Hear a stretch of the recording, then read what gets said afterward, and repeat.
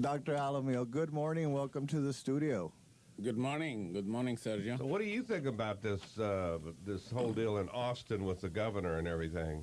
He's parading around. Everybody's like happy. He's eating an ice cream cone this morning. Get a little closer, Doctor, to the good. mic. He's got a nice voice. Oh, okay. It resonates. Excellent. He obviously has done a lot of cronyism in Austin, in fact, he took it to a whole new level. But this is not the case to prove it. I think if they want to prove the kind of cronyism that he practiced, they ought to dig in and look at all the other deals that he had.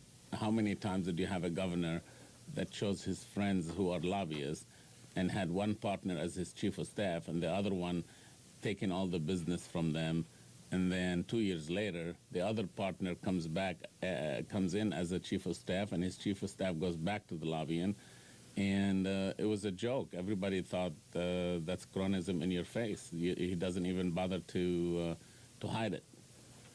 So it finally caught up to him, Sergio, or? No, I think so. I think it betrays a more obvious streak of they've been in power too long in Austin that they son descarados. They no longer even try to hide the favoritism. You know, there's just kind of like down here. Very much like down here. Welcome to the program, Dr. Alameel. It's good Thank to have you. Thank And you. I was at your little gathering at Cosmos yesterday, and I thought you made a very nice presentation. You're going all over the state of Texas. Are you tired yet, or? No, I'm having fun. Are you really having fun? Yes. Especially in South Texas and the Valley. They got the great food, That's the a best nice company. bus, too, you got riding around in. Yeah. We want people to know we're serious. Yeah, you can see it from a long way away. Probably from an airplane. Well, welcome to the program, and I know you want to talk about some issues, and I'm going to let you and Sergio do that, because I'm not sure what questions I need to ask you. He's pretty much taken over the David Alameel campaign here. Well, Doctor, we had a very interesting time speaking to the Kiwanis yesterday about business and financial issues, and then we talked a lot at your afternoon event. But basically, one of the questions that's on everybody's mind down here is immigration. The immigration system is broken. We have a crisis on our border where we're receiving an influx of tens of thousands of unaccompanied minors from Central America. The Republicans want to throw more money at it, want to militarize the border. What are your thoughts on this surge, and what do you think needs to be done about it? Well, first of all, we've had this problem for many, many, many years. And suddenly somebody discovered that we have an immigration problem, and they discovered that we have this strain called the beast that's been bringing children to our country for many, many years. But it's election season, so they think we're having a big crisis. We need to solve that problem, and we need to ask both sides that, yes, we need to secure our border. We have drug cartel operating. We have many communities along the border who would like to see peace and tranquility and law and order, and I'm all for that. But I also believe that we have 11 to 15 million undocumented people in this country who've been here for many, many years. They've been working hard. They've been law-abiding people. They've been married with kids, some of them with grandkids, and we ought to take care of those people. So if you tell both sides to stop spinning their talking points and get together, secure the border, and pass immigration reform, and we ask everybody else, if you want to come to this country, now it's time for you to go through the process, and we solve this problem once and for all. And I think that's a much better approach than to exploit whatever suddenly everybody seemed to discover that we have children coming across the border. Well, I'm in agreement with that. The people that have been here for a long time, we should allow them to become citizens. I do agree with that because some of these kids have been here since they were knee high, or born here for that matter. But what about the current problem with are we having an influx, or you're saying we're not having this? No, You say that this has been going on for a long time. Yes, we have an influx, but the influx been going on for a long time.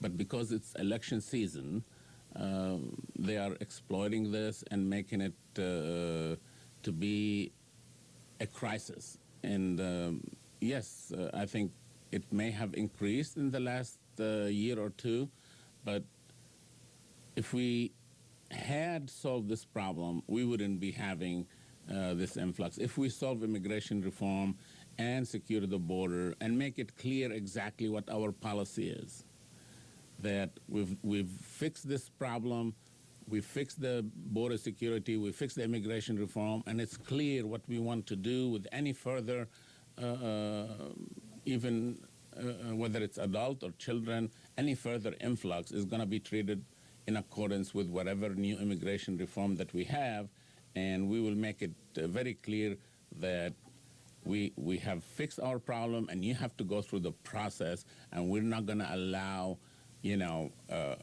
any further influx of any documented people because they have to go through the process. When do you think the two parties are going to get together and start talking about this again? I don't see any. It doesn't look like to me that they're going to be doing anything for a while. Well, when we stop listening to their election year rhetoric, they have not solved any of our problems. One of the reasons they don't solve our problems because they want us to keep fighting among each other, so we don't see the real problem in our country and their role in creating these problems. They destroyed our economy, they destroyed our middle class, they destroyed our education, they destroyed our quality of life, and we went from being the preeminent economy of the world, the preeminent country in the world, to being a beggar, thy neighbor, borrowing money from China that only 25, 30 years ago were 1.5 billion people that were mainly rice farmers, and suddenly they took away everything that we have. They want you to talk about abortion. They want you to talk about, how the other side doesn't care about the country or how the other side is liberal or very conservative. The truth is we have a bipartisan, corrupt establishment in Washington that takes almost equal amount of money from Wall Street, and they're the one that cause all our problem. If we stop fighting among each other about all these social issues and put them aside for a while and start asking the right question, what have you done for me in the last 30 years and what is your role in this, most of those people will be out of a job. They'll be out of Washington. Do you think that we could turn this thing around? Well, of course, it's up to the people. They need both constituents of the Republican Party and Democratic Party ought to realize that Washington is not working for them. Once they realize that and they start voting properly based on individual, not on party, I think a lot of those establishment figures are going to be either out of office or they start making the kind of policies that help America. If we tell them we are more powerful than those lobbyists from Wall Street because we're the one who vote for you, I think we can turn this around. Well, when last time you were here, and I'm going to say it again, our biggest problem here down in South Texas is we have a lousy voter turnout. How do you know that, right? You look yes. Yeah. So I would think that your election would depend on a good voter turnout, Hispanic voter turnout. And we are working very, very hard to let them know that they're going to get the government that they elect. And if they care about their children, if they care about themselves, if they care about the quality of life that they're going to have, they're going to have to come out and vote for the right people. And that's the most important thing I want out of South Texas, is for them to start voting so that the Latino community and all of South Texas and the Valley will start having the power that they deserve by coming out and voting on behalf of their children. Well, I just want you to know we beg for this on this program. We are all about voter turnout. We have a dismal voter turnout here, and you get what you vote for. And we're not getting a whole lot of quality, if you want to know the truth about it, as far as our local government here. So, and it's just all through the country, for that matter. Well, obviously, if you don't vote for yourself, for your interest, then other people are going to vote on your behalf, and that's why they're getting such a dismal government performance, and they're not getting the real issues that they care about. Dr. Alameel, I need to take a short break, but we will be right back. Don't go anywhere. No te muevas. Vamos a un corte y regresamos. Los 40 principales. The LCGG is a community watchdog organization. It's your platform. It's your platform. Get involved. Call 712-2993 or go to stjohnradio.com. We're back. Dr. David Alameel, candidate for United States Senate. Doctor, you have a very appealing life story.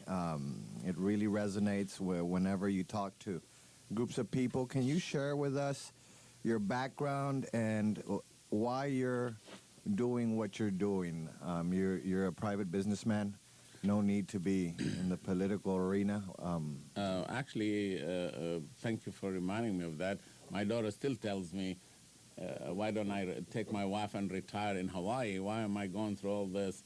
And you can't enjoy the success you have when you look around and you see people suffering the way we used to suffer 30, 40, 50 years ago. And that's very hard if you're a good Christian.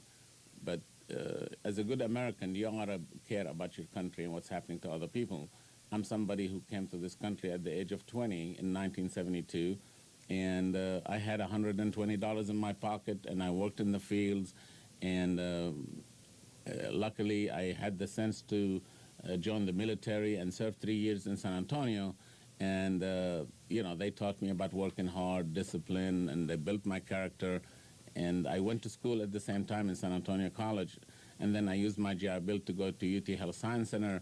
And my wife and I moved to Dallas and started a small business. 30 years later, we had 26 large dental centers, and it was extremely successful, and we're living the American dream. And we attribute that to, first, we work very hard, my wife and I, for 24/7 for 30 years, but also the society, the great society of this country used to have something called the American dream, and that gives me almost free education to go to college. And if I haven't gone to college, I'd still be in the field picking strawberries. And also at the same time, we had one of the best economies in the world. And I remember we produced and manufactured every product on this planet. And then you look around today, you don't see any of that. You don't see the opportunity to get out of poverty. You don't see the strong economy that we were so proud of. And there is a reason for that, because we have two parties in Washington, the Republican Party, who takes about 60% of Wall Street money, Democratic Party, they take 40% of the Wall Street money, and they've been keeping us busy with these social issues to make us hate each other, while they're planning to, and they've succeeded in shipping almost all of our industry overseas and all of our job overseas, and they hiding all the wealth in offshore island tax-free. And the way they did that, Washington passed laws to make profits overseas tax-free. They passed laws to give them tax incentive that if they move their addresses overseas, they don't have to pay taxes. And that kind of incentive is very powerful, and it left us broke in this country. And I think it's time for us to tell Washington establishment, it's time for you to go. This is our country, this is our democracy, and they have no business being there if they're not taking care of the business of our people. And I think John Cornyn is one of those leaders of the Washington establishment. And if you like the status quo, you like where our country is going, you can vote for him. But if you don't, you help me put America first, and we can put our families back to work and give them opportunity. And I think everybody who is a Republican, Independent, or Democrat will probably agree with me that we believe in hard work, the way I worked hard. We believe in fairness, so we can fight on a level playing field. We believe that a great nation can become even greater if you give them opportunity to have the best and the brightest to go up and become leaders. And that's why I want to run for office. I think opportunity for people to improve their life is good for the country. And that's my main concern, is to give people the opportunity to get educated, but also give them the kind of manufacturing economy that makes us leading in this modern,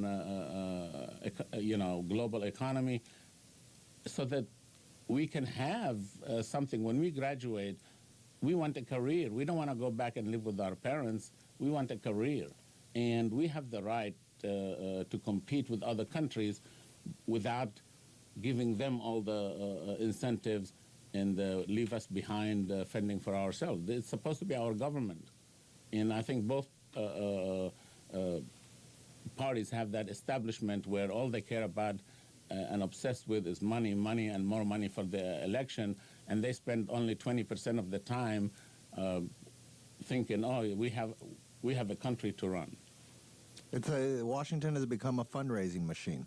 Well, actually, it is. If the first thing people do when they arrive to Washington, the leaders from both parties give them this list and say, your job is to sit here for 4 or 5 hours a day and call people begging for money instead of doing their ideas. And they become like a telemarketing machine. And of course, you cannot compete with Wall Street. We have 100,000 lobbyists who spend $9 billion a year to buy our government. $9 billion. $9 billion a year to buy our government. We cannot compete with that. There's something wrong when every party and every official that gets there has to face with this $9 billion easy money, and then you're supposed to ask them to fight Wall Street and bring our jobs back, to fight the special interests and take care of us first. The only way to do this is for the people to say, we're going to vote for the right person, and we're going to send you home. We have to get their attention. Doctor, we just underwent one of the greatest financial catastrophes in modern history with the Great Recession that started in 2008. It was directly caused by Wall Street and these too big to fail banks. Is that going to ever happen again, or did Washington fix that problem so it never happens again? Actually, it got much, much worse. We did not pass any kind of reform that allows us to secure our money in our banks. We still have the commercial banking mixed with the investment banking. Investment banking is risky casino type of betting, and we still have the derivative market, which is a weapon of mass destruction, and they have gotten even more risky, and everybody is saying again, like they said 4 or 5 years before the last one, that we're heading to even a bigger calamity, and unless you fix our financial system, this is not going to be fixed. This is going to get really ugly. We're heading for a train wreck, and we have to pass certain measures to take away all this financial power that Wall Street and the Federal Reserve have, and remove some of the risk that's in the system and make it focus on actual investments in factories and infrastructure instead of just financial papers that they sell to people and gamble with it. And I think only a real democratic government can do that, a government that's not in there to cater to the 1%. Right now, there's a big debate about the minimum wage, raising the minimum wage. What are your thoughts? Do you support raising the minimum wage, and why? You know, I didn't used to, because minimum wage used to be for our high school students to learn the value of hard work, the value of money, so we don't have to wait till they're 30 to appreciate it. And it wasn't about how much you make. It was about learning the business world, responsibility, and things like this. But today, there are millions of American families with kids who are having to actually survive on minimum wage. So until we actually fix the economy and give them the opportunity to work in real jobs, yes, we need to increase the minimum wage and we talk about what to do with it after we give our people, real economy to work with. I used to own a large company with 350 employees, grossing about $50 million a year. And I would take high school students at 18 years old and pay them $10 an hour just to learn. And within a couple of years, they'd make $12, $13, $14 an hour.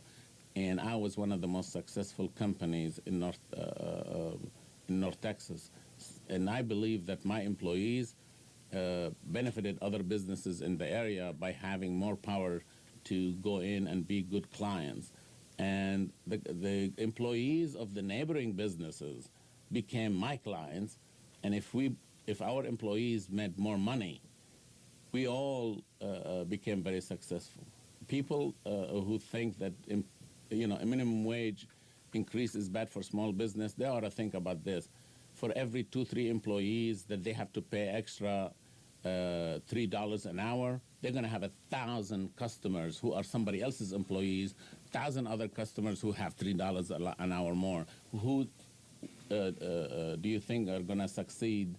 Do you succeed by having 1,000 customers with more income, or by having 3 employees cut their income by $3? So it's a fallacy in economics that everybody use. But you look at the Container Store, Whole Foods store, they pay even better wages than we do, and there are some of they tell you that happy employee make happy customers, they make good consumers, and they are very successful companies also. Doctor, what are your thoughts on the prevalence of payday lenders in this state? Well, whenever you have a bad economy, these kind of businesses flourish. Unfortunately, they exploit the poor who can't wait to the end of the month for another paycheck, and they run out of money before the end of the month, and they become very desperate. And these people are like sharks who prey on them. It's a sign of where we are, and I don't particularly like those kind of businesses. But it's our fault. We're the ones who allowed this kind of poverty to spread. Well, and I bet you see a lot of that in your travels. We have a lot of those here, every block. Well, an example of that would be the bankruptcy attorneys.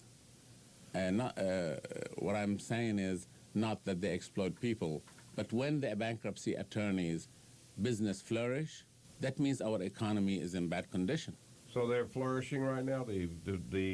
I haven't been paying that much attention to it. The bankruptcy attorneys are having a ball? Ever since the financial crisis, that became one of the largest sector of the legal industry.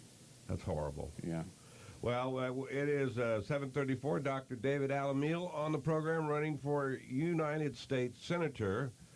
And you're going to hang around for one more segment? I would love to hang around and talk until you get tired of me. Oh, really? Yes. We can arrange that. Don't bet. volunteer for that. All right, we're going to take a short break and we'll be right back. No te muevas. Vamos a un corte y regresamos. Los 40 principales. Dr. David Alameel on the program. So what are your thoughts about your competitor, Senator John Cornyn? He has actually been on our tax dollars for about 30 years. 30 years. And he's been a senator for 12 years, and now he's number 2 person in the Republican Party. If Mitch McConnell loses, he'll be number 1. And what a sad day it would be for America if the head of the Wall Street establishment will be our senator.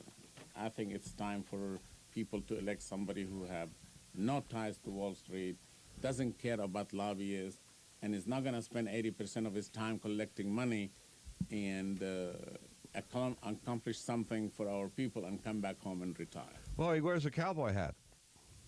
Yes, once every 6 years. Big John. Big John. He actually is very uncomfortable with it because you could tell from the picture it's barely sitting on his head. And he, I think, realized wearing a banker's suit is not exactly good for his image. So you've been running around. You're the top contender for this spot as far as you were elected through the primaries. And so how do you think your campaign's coming along? How do you think your chances are against this big incumbent, John Cornyn? We're having great response, and people are realizing that I'm not running just to push a particular party. I'm running to push what the American people deserve, and I'm telling them I'm not going there to just be a yes man for any party. I'm going over there to tell them this is the facts, this is the truth, and this is what our job here is supposed to be. And we have other good senators over there who are fighting. They're a minority, but we don't need a whole lot of people. You know, a few handful of strong fighters with good ideas can change the world. And there are plenty of people in Washington. They're the minority, but they agree with me, and they distance themselves, and they want to shine light on these corrupt politicians. Well, yeah, you know, you seem to be very well grounded on what the people want as far as good government. Even though you're running on the Democratic ticket, you're conservative in some ways, and you're bipartisan, and you don't sling a bunch of mud out there. And I really like that. You talk about the issues. Well, it's something that I learned from my life. I learned the value of hard work and opportunity, but I also spent 30 years of my life building business and creating jobs. I also learned the financial world. I know how it operates, and I see all the unfair transactions that they have done, and they look at people as disposable commodity. And I think our founding father envisioned a country that actually put the American people first, not any other consideration, especially not one that further the career of people that goes to Washington. They're supposed to go to Washington to remember their neighborhoods, to remember their communities, and being a loyal, patriotic American is to put all other considerations aside and put your country first. If you are for country and family, you're for hard work and opportunity, we'll go back and be the preeminent economy of the world. And Doctor, what's the problem up in D.C.? Is it out of control spending, or is it lack of tax revenue? Well, it's a combination of both, but it's the lack of revenue is causing a lot of this perception about what's happening with our country as far as national debt. First of all, half of the American people are earning so little that half of the American people are becoming poor, and they're not paying much of a income tax. The other half and small business are carrying all the burden. Most of the wealth is in the world, the big corporations, the big banks. These are global corporations who control most of the business around the world. And Washington establishment with both parties have given them all these tax incentives. They're hiding trillions and trillions of dollars in the Cayman Island tax-free, and the establishment solution for that is to say, let's forgive them their crimes. Maybe they will bring all this money we gave them free back home and create jobs. Well, in the last 30 years, we did all that nonsense to give them free money because they're going to create jobs. All they did was build factories in China, and I don't think they give a darn about investing in our country. I think we ought to tell them, you're going to pay taxes on that stash of trillions of dollars overseas right now, and we're not going to forgive you for your crimes. We're going to prosecute you for all the scamming that you did, for all the laundering money that you did, for all the exploitation of the mortgage industry and the millions of houses you stole from people. And it's time for us to take that money and put it back in our coffer to remove the burden from small business and the people. And then you will see that if you make them pay those taxes that they owe, and if you create really good, robust industrial economy, people will make double the money, and that 15% or 25% will produce twice as much revenue, and we will not be sitting here thinking, who starved our government? Because let me tell you, both parties are helping us incur a deficit upon deficit and creating big debt. Why? Because Wall Street cannot make any money safer than forcing our government to borrow. They both tell you they don't want borrowing, but their masters on Wall Street have zero risk of lending to our government. So they love deficits on Wall Street. They love it, and that's how they make their money for generations to come. And all of our income tax is going to pay interest for Wall Street, free money. And by the way, when we give them and shower them with free money, we actually have to borrow from them to give them, and then we have to pay interest on the free money that we give them. How crazy is that? That's how our leaders are exploiting us. Dr. David Alameel on the program, running for a U.S. Senator, and we're so glad to have you on the program this morning. I love talking to you. I think you make a lot of great sense. You really, I think you talk for the people, and hopefully these people here in our area, Webb County, and whoever can hear our voice in other counties will get out the vote. We need a good voter turnout. We not only need a good voter turnout for you in supporting you, but we also need a good voter turnout in supporting our local elections here. We're coming to a big turnaround. We have 6 seats in city council coming up. We have a new mayor. So this election is very important to our local, on a local level as well. Tell your listeners, this one thing. Next time they look in the eyes of their children, they look at their retired parents, ask yourself, who's causing these hardship in your family? You, nobody else. Dr. Alameel, I tell these people that every day. I even try to make them mad at me by telling them that if they don't vote, for their kids at least, that to me it's a form of child abuse, and they should be ashamed of themselves. It's funny that I said that in one of the meetings, that if you don't mind being poor and without a future, it's a free country, but you have no right to tell your kids that we're going to give you the same dim future that we're happy to have. That would be like child abuse when you, kill the future of your own kids because you don't want to take time to vote. I use some pretty harsh tactics. Yeah, I can't get myself to say that. Doctor. This has been the most unproductive Congress in history. The parties that are each other's throat. Inside the Republican Party, they're at each other's throat. Everything has ground to a halt. They filibuster everything. How will you, one person, change that? Like, are you looking forward to going into a Congress that cannot get absolutely anything done? Well, you can see people are waking up. First of all, in the Republican Party, whatever we might disagree with them, they have groups within them that are beginning to wake up that there's something wrong with their party. That party has not done a darn thing for them. We have the same thing in our party, too. We have a group of people.